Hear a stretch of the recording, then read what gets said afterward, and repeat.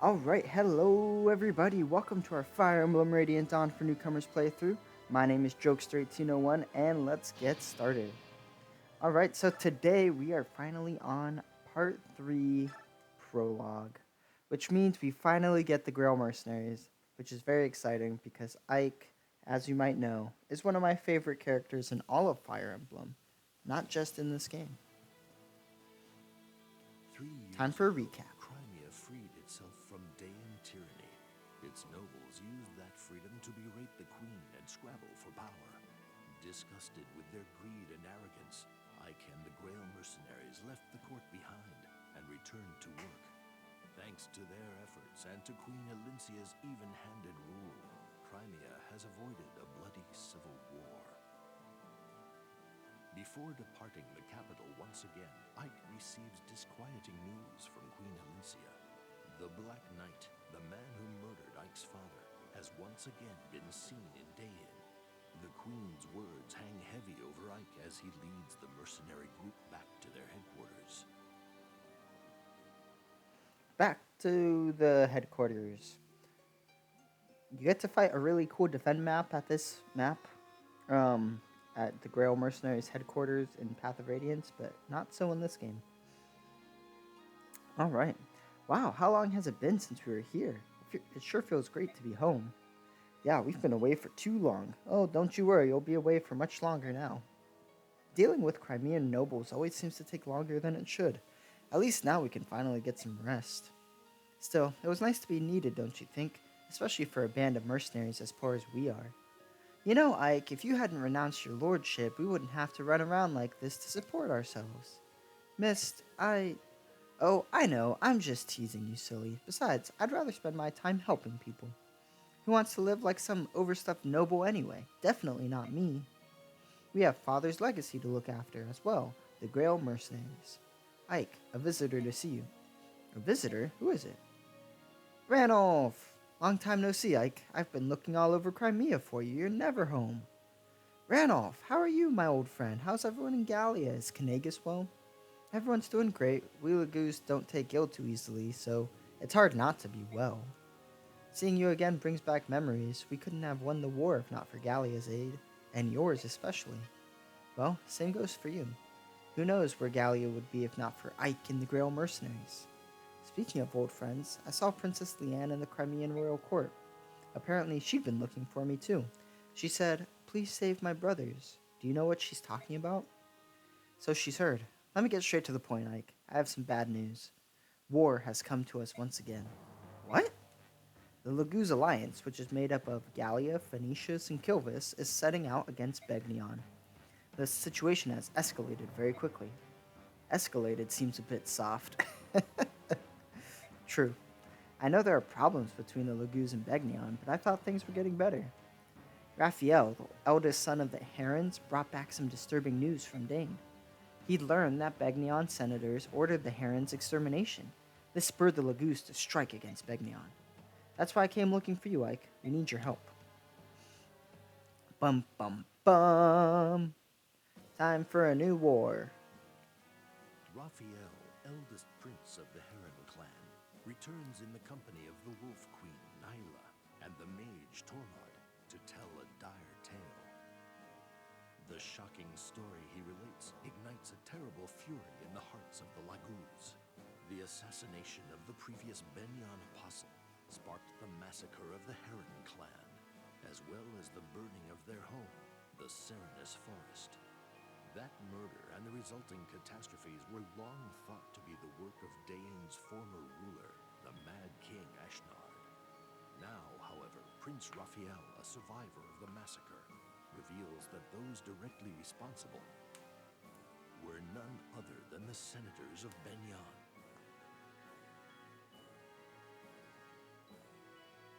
Upon hearing this tale, the Hawk King Tibarn is consumed with an unspeakable rage. He shares this information with the Raven King Nisala and the Beast King Kanagas, and they form a Laguz alliance. Together with the Heron royal family, they send messengers to the leadership of Benyon, demanding an explanation from the senators. Benyon rebuffs their requests, however, denying any wrongdoing and refusing to investigate Raphael's claims, as if to emphasize their decision to silence the Lagoo's inquiries. The Empire goes so far as to murder an Alliance messenger. Oh man. This callous act of arrogant defiance pushes the Alliance into declaring war upon the Benyon Empire. Gallia's sub-commander Ranulf considers the merits of attempting to simply overpower Benyon. He recognizes, however, that pitting brute force against Benyon's magic and tactical prowess will result in massive Alliance casualties. He decides to enlist the strength and knowledge of his old wartime ally, Ike, and the Grail mercenaries. Ike is an acquaintance of Benyon's apostle, however, and is at first reluctant to become involved in the conflict. Yet, when he considers the Senator's cold-blooded murder of the Alliance messenger, he can feel the anger that burns in the Lagoo's hearts. Determined to force the Senators to answer for their crimes, he agrees to help the Lagoo's Alliance.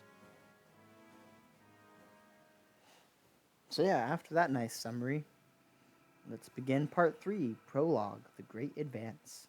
So yeah, honestly, that's as good of a summary as anyone could give you about why Ike is going to join this war. So, here we are, joining the war. Flaguer is close now. It's a fortress city near the Begnion border.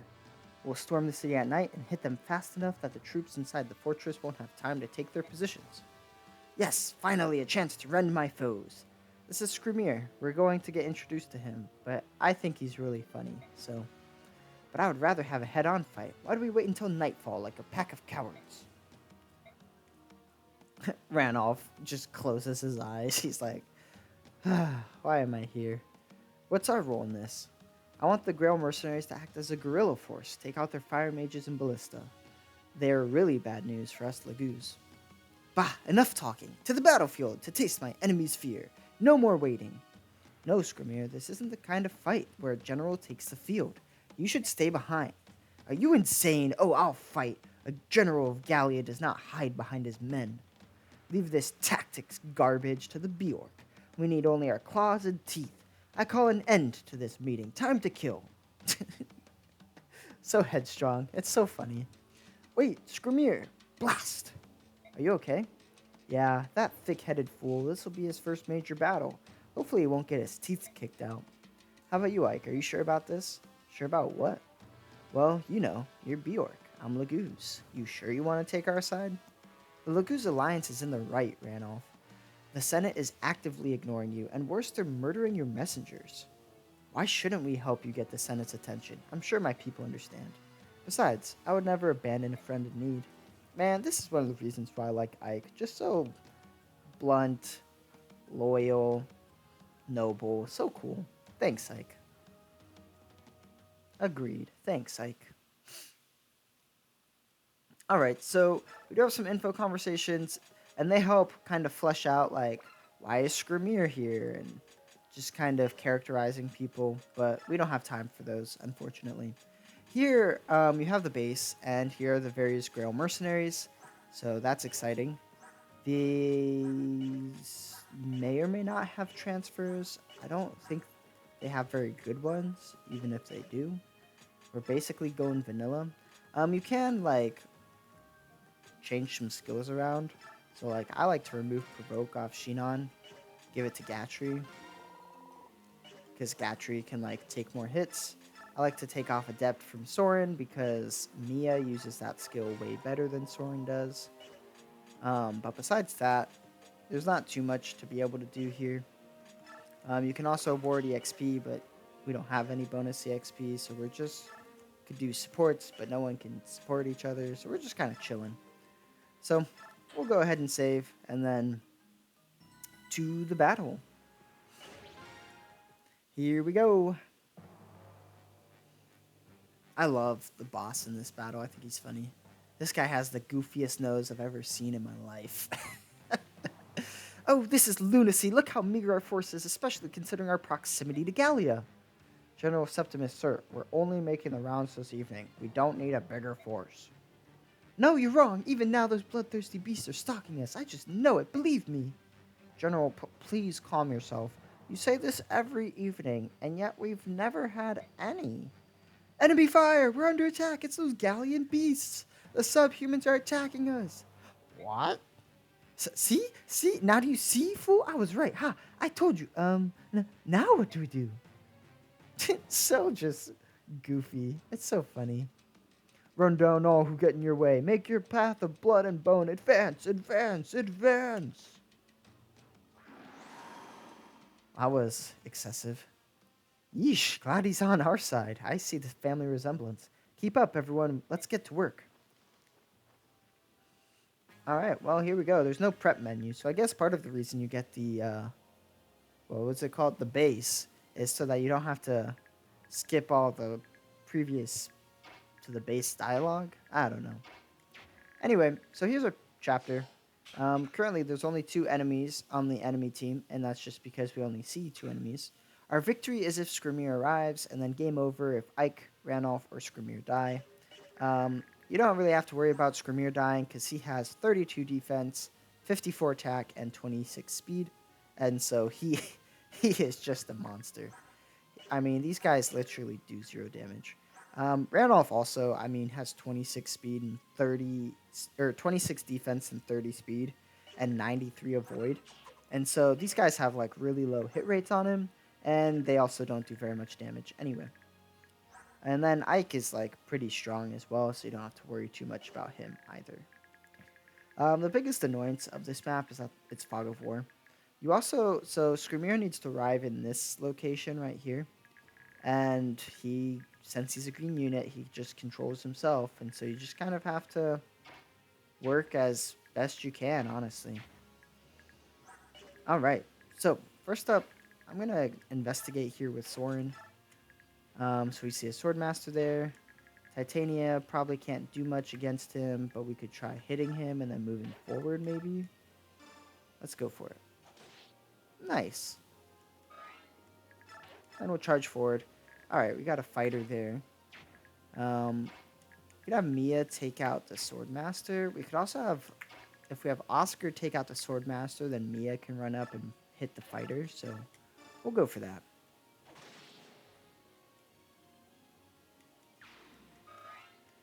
And then I can kind of have Oscar move here to build a little wall, just in case.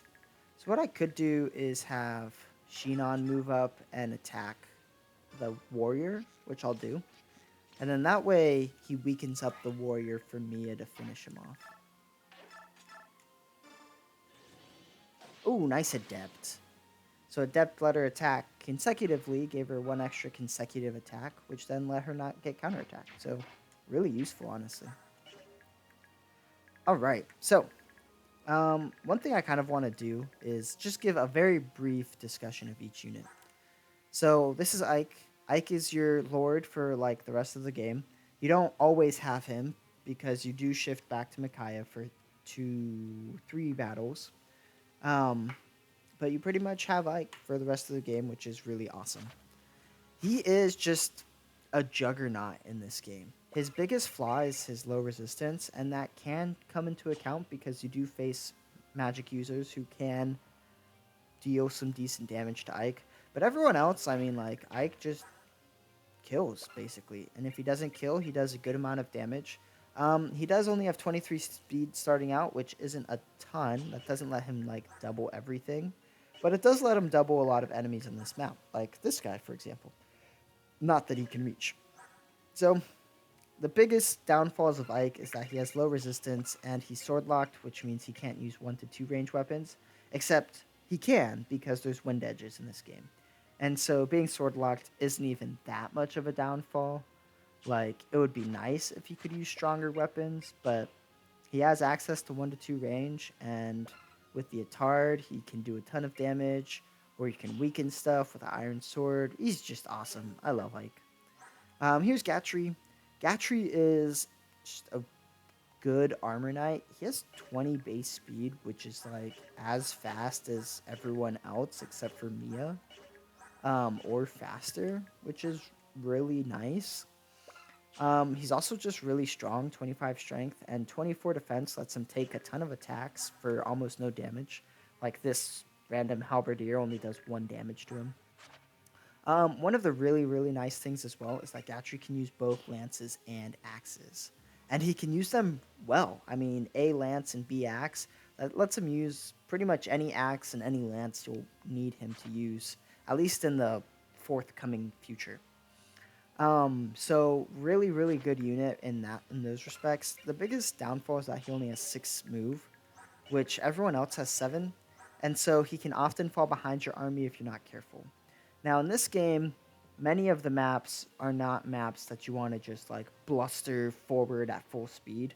But for example, this map is, and the next map is, and the map after that is. So like there are still a significant number of maps wherein having low move can mean that Gatry falls behind. However, he doesn't have to if you don't like move your army past him. We'll see if that happens with us. Anyway, I think he's fun to use. Would recommend for newcomers. Boyd is an interesting case. I like using Boyd. I think he's fun to use because he can grow into a really strong unit. But boy, is he like, he needs a lot of babying to get there. With the base 18 speed, it's going to be a long time before he's able to double anything. And with the base 22 strength, he really doesn't do a ton of damage either. Like, that's less strength than Gatry, and strength is supposed to be like Boyd's thing. So, in Path of Radiance, Boyd is widely heralded as like a really good unit. In this game, less so. If you train him up, he can definitely become a really good unit, and so I consider him worthy to invest in. But if he's being obnoxious to train, not really like contributing much to your army, then just drop him and you don't need to use him. So, half a recommendation for newcomers. This is Boyd's brother Rolf, who conveniently starts with more speed than Boyd. Like I said, Boyd's a weird case. He's a sniper, and just he's not as good as Shinon. I mean, Shinon outclasses him in like everything. Now, if Rolf grows and you invest in him, he can be as good as Shinon. I've done it tons of times.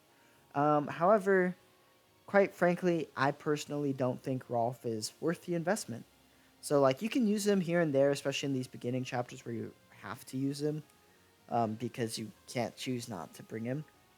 And he's not really like a liability because he doesn't die that easily. Like if you put him in a bunch of with a bunch of enemies, then yeah, he'll die.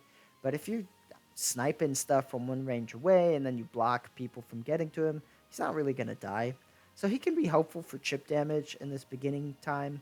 But honestly, I don't think he's worth the investment. I wouldn't super recommend him for newcomers. I think you're better off like investing in Boyd. Similarly with Mist. Now Mist is special because if you promote Mist, she gets a horse, and so she can be a mounted healer, which does have benefits. However, getting her there is like way too much work.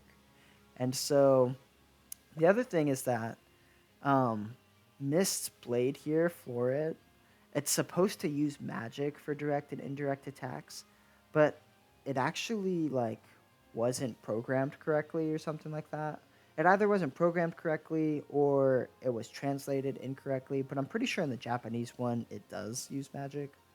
Anyway, either way, Mist attacks on defense and uses physical strength, and that makes her a lot worse. So, like, if Flora used magic, she would have 27 attack, because 13 magic plus 14 might, and she would do 14 instead of 5. And that's like a massive difference. So, honestly, because of that, like, Mist is a pain and a half to grow. You can grow her using staves, and that's perfectly viable, but then you have to, like, use her for staves, which can be obnoxious. And so I wouldn't recommend her. I'd use her for chip here and there or healing here and there, but I don't super recommend her for newcomers. She can die really easily too because she has 7 defense and 28 HP. So just be careful of that. Reese, on the other hand, he is a great healer because he has tons of magic. And he can use Light fairly well. I mean, he doesn't get weighed down by it, but he does get doubled by a lot of things, so just be careful with that because he'll just die. However, he heals really well, so that's really helpful. Alright, so that's that group of units. Definitely would recommend Reese for newcomers. Here's Soren. Soren, I really like Soren as a unit. However, mages in this game have pretty low stat caps, especially speed, and enemies have like pretty good resistance stats. And so that makes Soren like a lot less useful than he was in Path of Radiance, which is sad because I like him, but it is what it is. I'd recommend Soren for newcomers because I think he's personally the best mage you get. Um, there's an argument to be made for Bastion, but Soren is really helpful, and magic is still useful for chipping enemies, and so would recommend. Titania is super good. She's almost at capped strength, almost at capped other things. S axes lets her use everything. She's level 16, so she's almost at natural promotion. She's super good. Would recommend. Oscar, he's less good than Titania because he doesn't just have that strength. And he doesn't have a ton of speed, therefore, he doesn't double everything. And so, combine the lack of strength with not doubling means he just doesn't do as much damage as Titania, or, I mean, he does just average amounts of damage. And that makes it so he's less useful than in Path of Radiance. Also, just comparing to Path of Radiance, because that's a convenient comparison, horses are slightly less useful in this game. They're still very useful, but because of ledges and various ways that maps are set up, and like indoor maps, horses have -2 move, and so they only move 7 like everyone else. It kind of all combines to where horses aren't like game breakingly strong like they are in Path of Radiance, which I think is nice. I think it makes infantry units more um, viable and important. So, in balancing it that way, Oscar becomes slightly less useful. I think he's still useful and definitely would recommend for newcomers, but don't expect him to be like the crazy strong juggernaut that he is in Path of Radiance. Um, Shinon is early game sniper. He has really good stats. Like he's 2 away from capping HP, like 2 away from capping skill and speed, I think, and res. Like he's 2 away from capping a lot of stats, and then if he caps those stats, you can give him some good bonus experience, patch up the strength, and he becomes just an absolute beast. Now, I mean, he has all the problems with bows that we talked about with Leonardo, where he can't counterattack at one range, which is sad. But I find snipers to be like a lot more useful in this game than in other games because that chip damage can be really helpful. And when Shinon promotes, he gets 3 range, which is also really good. So, of the bow users you have available to you, I heartily recommend Shinon. He's super good. And then lastly, we have Mia. Mia, you might be put off by her low strength, but she's really fast, and you can forge her a sword to kind of patch up that low strength, and then you'll see her just pop off. I mean, even with the like quote unquote comparatively low strength that she has, she can still do decent damage, especially if she activates Adept, and she's super worth the investment. So, would recommend Mia, widely regarded as one of the best units in the game. Alright, continuing on. I'm going to give Rolf's... Oh, I should have given his Vulnerary to Shinon too. Rolf doesn't really need the Steel Bow, and the Steel Bow can be really helpful to give Shinon some extra attack, so we're going to go ahead and give Shinon that Steel Bow. Then, what I want to do... Gatry can only move here and can't attack this Javelin guy. But if I give Gatry Boyd's Hand Axe, then he can. And so I'm going to have Boyd move here and use, like, just the Steel Axe, I guess, and attack this guy, and then I'm going to have Gatry attack with the Hand Axe and hopefully kill. If not, he'll do a good amount of damage. I mean, Boyd has less strength than Gatry, so theoretically, Gatry should be able to kill with the Hand Axe. So now I can grab that Hand Axe, and here's where Gatry's... Nice, perfect damage. Here's where Gatry's axe abilities are very helpful. And there we go. Alright, and so now what I'm going to do is just move everyone forward, honestly. That was like the longest first turn in all of existence. Now, in this battle, we have to wait for the enemies to attack the galleons, and then for the galleons to attack the enemies back. Um, Mia just took a ton of damage and did very little damage, but that was like the most damage she could have done, which I think is really funny. But we're here for it, I guess. Ooh, that critical for almost nothing. Nice.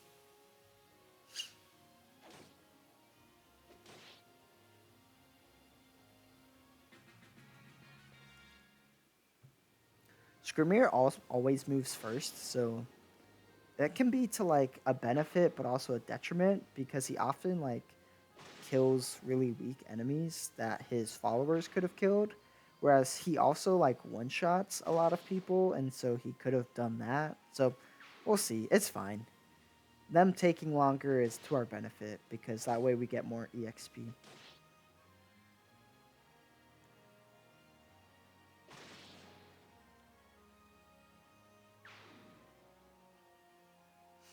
All right, here we go. See, Ranulph's the smart one. He's able to double Sword Masters and take almost no damage. And so he did. And that was a great use of Ranulph. So I'm very happy he did that.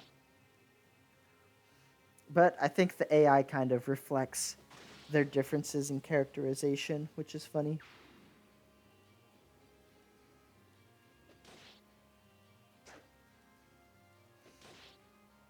So yeah, we just have these very long phases to get through where the enemies attack, then the galleons attack, and then we get to attack. And they got more reinforcements. How delightful. So yeah, just to show that Soren is slightly less useful, he doesn't... I think the biggest problem with Soren is that whereas in Path of Radiance he doubled a lot of enemies, in this game he really does not. And so, like I said, still useful for chip damage, but just really not as useful as he was in Path, which is okay.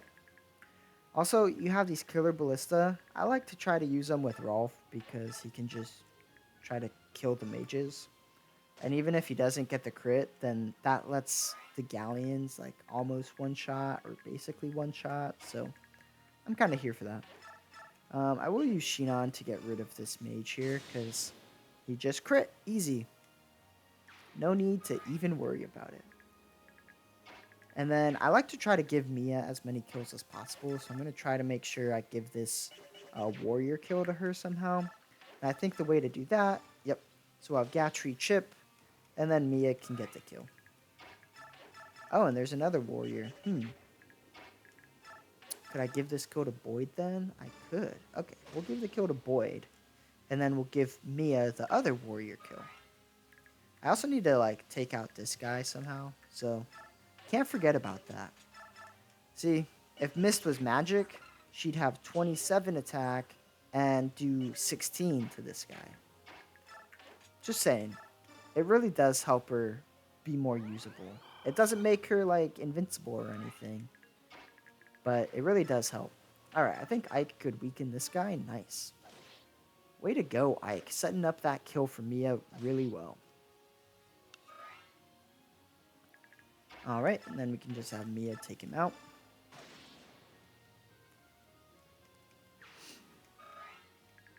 And then there is this Swordmaster guy. Oscar could like short spear, and then Titania could maybe try to kill with a short axe. Yeah, let's go for it. Now you might be wondering, well, what about the general dude? This is where our boy Reese sees combat. Here we go. So I was waiting for Reese to do this. It was my original intention to have him do this, but I wanted to make sure no one else got hurt. And since no one else did, and Mist was able to heal Mia, I was able to have Reese do it. And now I can kill this Swordmaster and move up with my life.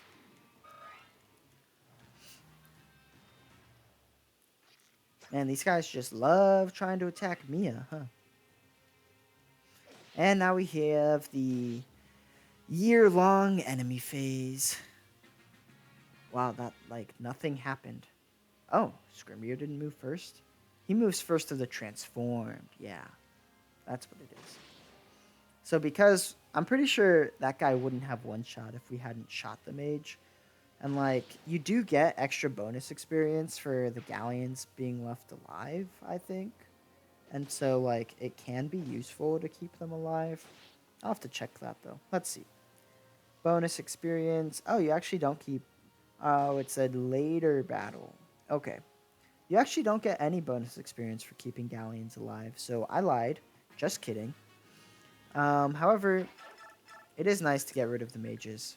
I wish... I wish Rolf could kill one of these guys, but it's fine. Alright. Now, I could have Soren move here and, like, attack and take a ton of damage, but then, like, Mist could heal him. So, sure. Does Soren need to, like, up his weapon rank? Sure.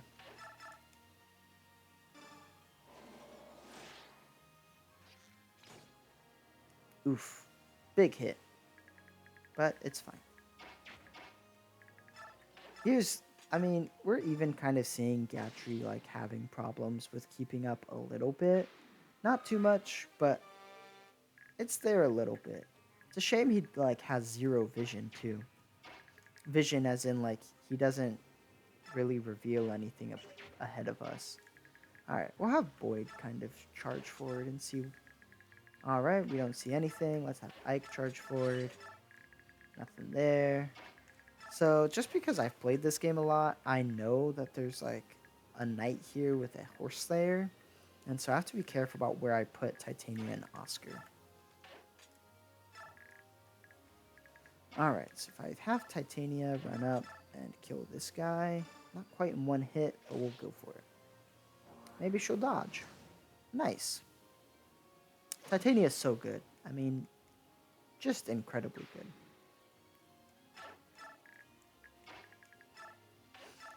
I'm pretty sure since this is normal mode, the horse slayer guy doesn't actually move, but we'll see.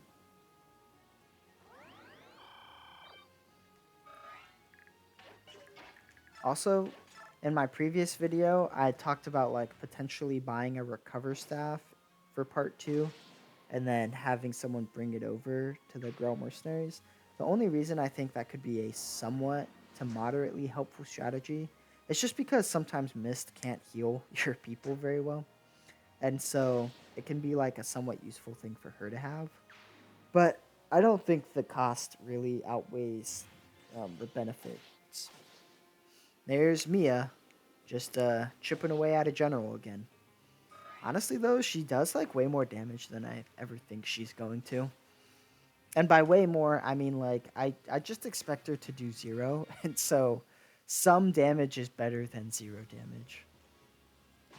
See, like, Skrimir killed that guy, and his followers definitely could have done that. But also, it's debatable whether Skrimir could have, like, reached anyone else. So, it's fine. It's all good, Skrimir. You can keep doing whatever you're doing. That cat's definitely gonna die.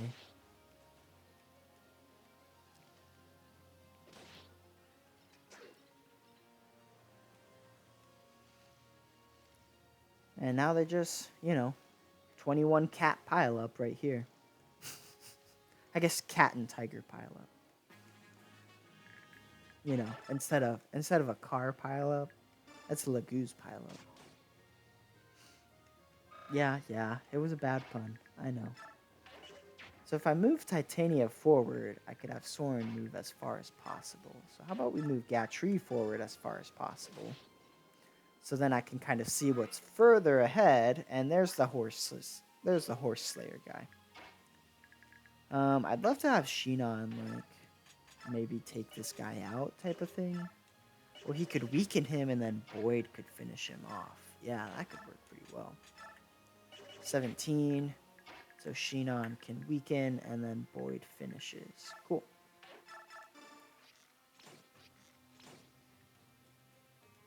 That honestly would be a good kill for Mia to do too.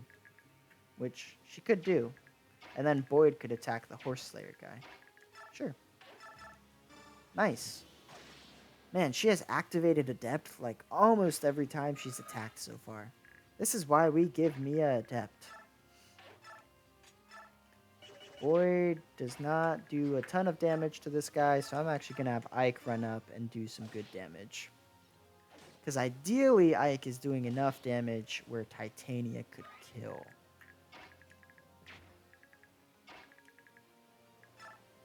I mean, we could have Oscar attack, but wow, that guy just one-shots Oscar. I think he one-shots Titania too. Nope, not quite. So yeah, I could have Titania just kill here with the short axe. And then that way she can counterattack any mages.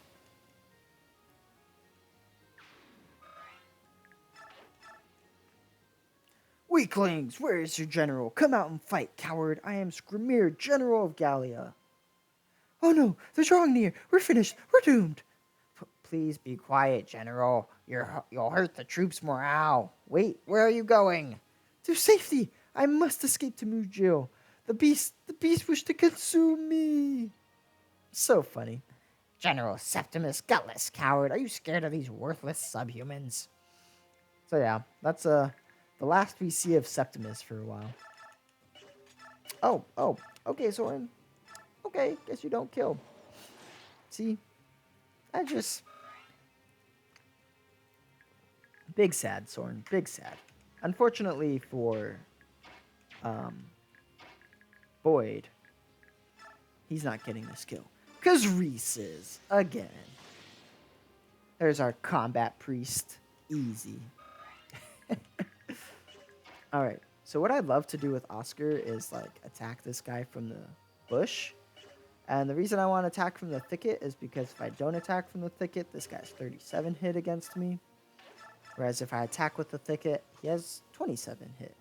And 27 is less than 37.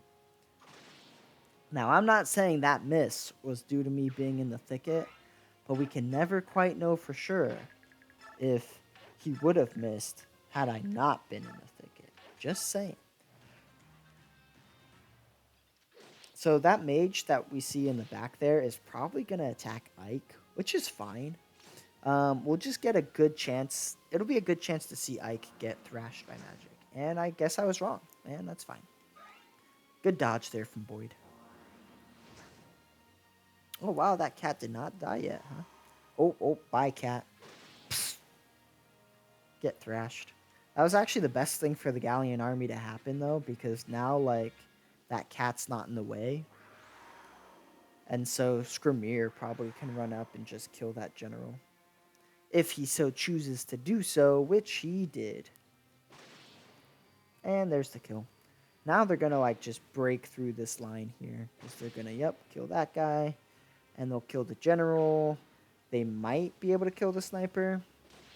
Yep, they'll kill the sniper. Yeah, they're just thrashing these people. And there's that tiger just untransformed in the midst of a whole ton of people there. I think Ranulf kills this guy. Dang. This is the hardest part of this battle, is like the Lagoos pretty consistently just thrash these people. And so you kind of just are racing against them to try to get as much EXP as you can. Because, I mean, like, the Grail Mercenaries are pretty strong, but the enemies as well are no, like, real cakewalk. Like, they still do decent damage, as we've seen. And so, I always try to just get as much EXP as possible. Like, for example, let's try to kill that general. Or not, because the wow, those Galleons, man. I've said some mean things about them, but wow, they sure did just sweep that real easy. Alright, Soren. You have Thunder Magic, which is good against Fire Magic, so let's weaken up this guy. Oh, nice dodge. Alright, so Gatry could run up and, like, kill this guy. So we'll just do that. Cool. And then I bet Mia could just kill here. If we get a critical or an adept. Critical, easy. So I used the Wodao in that case because it had higher critical chance. And so that way we could, you know, get the critical. Yay, speed. Mia really doesn't, like, need, quote-unquote, need more speed. But I appreciate her getting more speed because that's her getting closer to cap. And when she caps speed, then she can just, do bonus experience to cover up the lack of strength she has. Alright, we're going to have Titania just run forward over here. Have Oscar follow behind. Oh, we got the hidden coin item. Nice. Can I have Boyd run up here? I don't have his hand axe on him, but that's fine. And then Rolf is just completely obsolete. Maybe if he gets up to this upper ballista, he can do something, but it seems unlikely. Wow, that dude didn't even kill? Nice. Wow, that guy attacked Boyd? Jerk. Boyd also has low resistance, if you didn't tell. Alright, Titania, I guess just do nothing. Cool. Can you kill? No, no kill. Okay, well, that's moderately disappointing.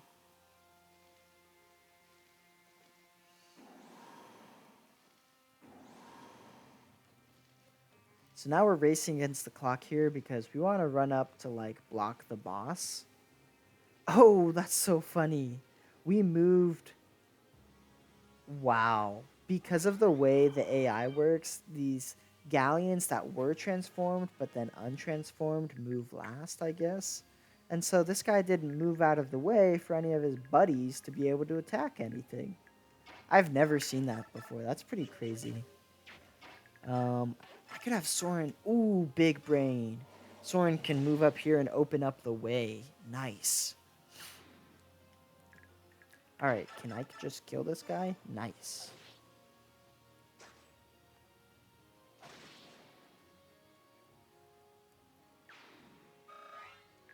And then I could probably have Shinon kill here. Nice. And the critical. Easy.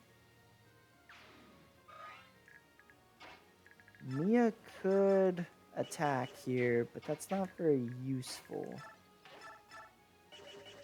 I'd love it if, like, Reese could make it to Boyd, but these annoying galleons are in my way. If I move Boyd here, then Reese could go above him and heal. And then hopefully, like, we don't have anyone just move there and take him out. I wonder... Here we go. Rolf could potentially weaken one of these guys. Sure. I think I should have done the top one, but whatever. Can you kill? Not quite, but you... Ooh, he could probably make Boyd kill. Gatry and Boyd are just, like, not the A+ team I was about to say they were. So close, man. So close. Alright. And then we can have Reese move above Boyd and hopefully not die. Yeah, that seems reasonable. Okay. Up here, I'm going to have Oscar attack. Yeah, I'm going to have Oscar attack here. Miss. Nice dodge. And then I'm going to move Oscar here, and that blocks Reese at least right there. Now, I'm assuming Titania doesn't kill here. Nice. Miss. Nice. And then I'm going to actually have Titania move here, just in front of this guy. And now that opened up the way for Mia to run up and get this kill. And then Miss can just run up and heal a guy, I guess. You know, get some EXP for something.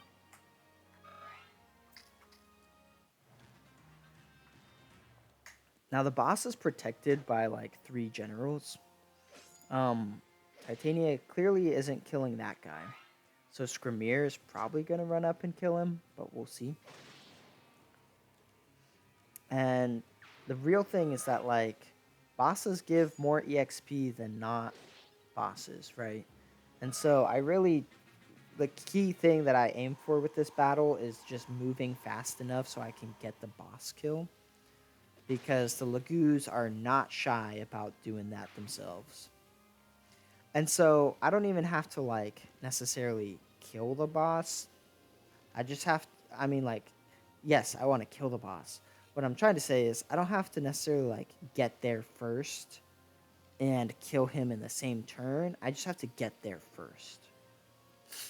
That was a roundabout way of me saying basically all I want to do is stand in front of the boss this next turn so that I can kill him whenever I want.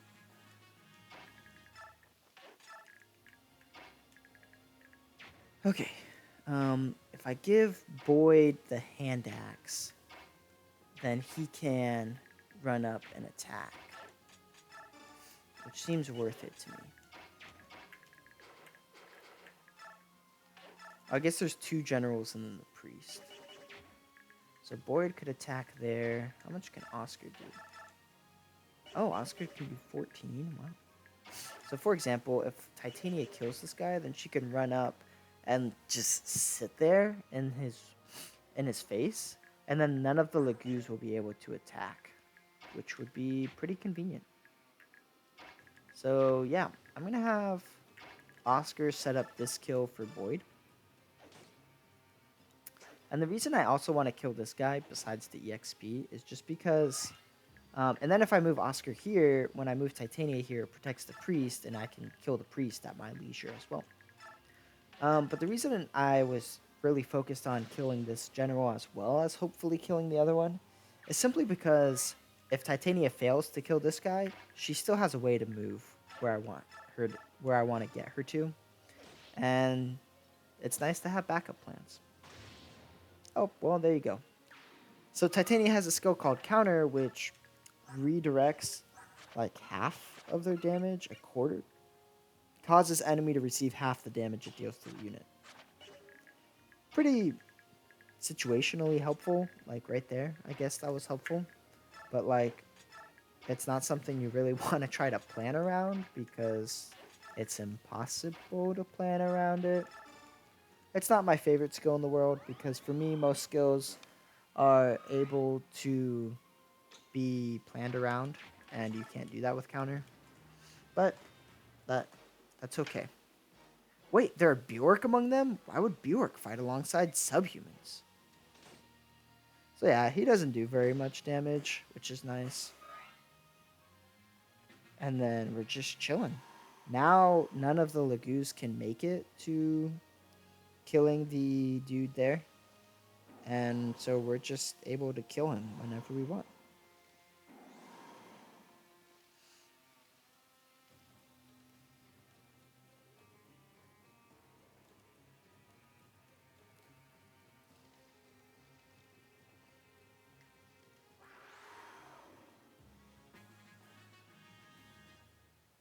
Alright, so now we could just choose who we want to kill this boss. Titania could definitely do it, and that's honestly not a bad idea, because she's really good. Mia, Boyd is someone that I wouldn't mind doing it, because I'm trying to invest experience into him. But I think for this time, we're going to go with Titania, and if she misses, which she didn't, we could have given it to someone else. Subhumans, you dare to fight Bagnion? There's no hope for you now. This will be your end. Mark my words. I just imagine this guy has like a super nasally voice. Strength, skill, speed. Nice. That was a great level up. 10 out of 10. Now she has cap strength. Alright, so we can heal up Titania, get some EXP. Then we could give Boyd a level up by having him kill this priest, which hopefully he can just do. No, because Boyd is bad. I don't know I have any units who aren't able to just kill this guy. Well, Boyd, I guess you're just gonna have to not get your level up then, huh? I mean, like, Soren or Mist probably don't kill, but there's no way I can get... Can I? Ooh, if I shove Soren 3 times, then I can do it. Here we go, here we go. Big brain plays, just to get Boyd the level up. Very unnecessary to do this. But here we go. I didn't even have to shove him 3 times. Just enough damage. A+ tactics right here, ladies and gentlemen. Easy. Got him. There you go, Boyd. Got your level up. Now, hopefully it's a good one. Here we go. Strength, skill, speed. Okay, okay. That was a good level up. Strength, speed, defense. That's everything I want. And HP. Alright. Now we just wait. Screamer's gonna wait to move, I guess, and then conquer the point, and we can just be done. There we go. We did it.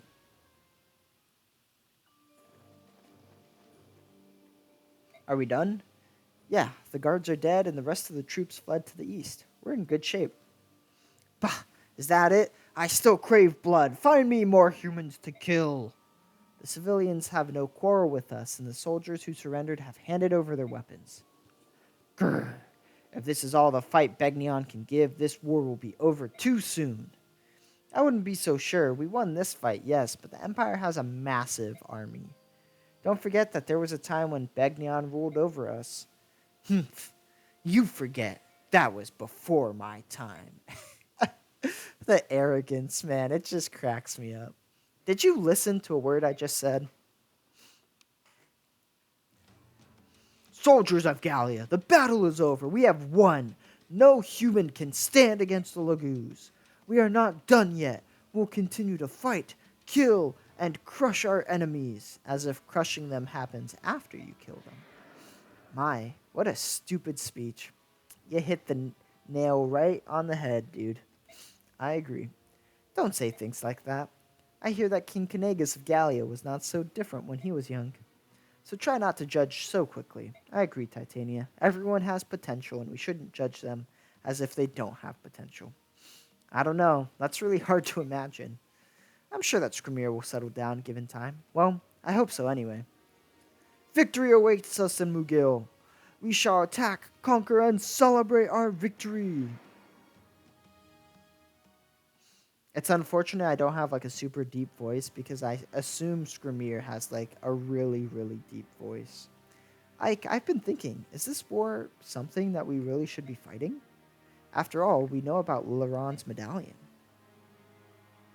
As long as the Dark God sleeps within the medallion, the world shall not war. Is that what you mean? That's right. Our ancestors made a vow, and it's our responsibility to prevent the horror they strove against. Chaos is born of strife. If the land is covered in war, the Dark God will break free of the medallion and destroy the world. I don't know what she's like quoting. Never mentioned. This war could easily spread across Tellius, and the Dark God could be awakened. We were very fortunate during the Mad King's War, but it was a close call. Can we count on being lucky again? Already we're talking about a war between Begnion, the largest nation on Tellius, and 3 Laguz countries. That's half the known world, and it's not over yet. Have they all forgotten about the possibility of the Dark God's rebirth? Hello all, sorry to interrupt. Lady Titania, Soren, you're both very perceptive. I'd expect nothing less from the deputy commander and the strategist of the Grail mercenaries. You don't have to worry, though. The whole situation is under control. The medallion is under the protection of the Serenus royal family. Even if the god escaped, the Herons can control it with their Galder. Rayson, Leanne, and Prince Raphael, was it? Ah, ages ago, the Heron leader Laron sealed the Dark God within the medallion. His descendants have therefore been taught how to subdue it with their seed magic. Seed magic? I don't know. So that's the story. We'll be relying heavily on the power of the Grail mercenaries. I'm counting on you all. Understood. We'll do our best to see this conflict finished as quickly as possible. Right, Ike? Yes, of course. Well, now that we won't have that problem, here we go. Got some good bonus experience. Oh, whoa. Hello? We got a ton of experience for the Gallian army surviving. So I was right. I don't know. Yeah, that's so. Oh, I looked at the wrong thing. Yep. Apparently, we got the max because 23 surviving is the max you can have, which ends up being 4,600 experience. Very nice boost, and I did not lie previously, so that's nice. And well done, everyone. So, thanks for joining us this time, and we hope to see you next time.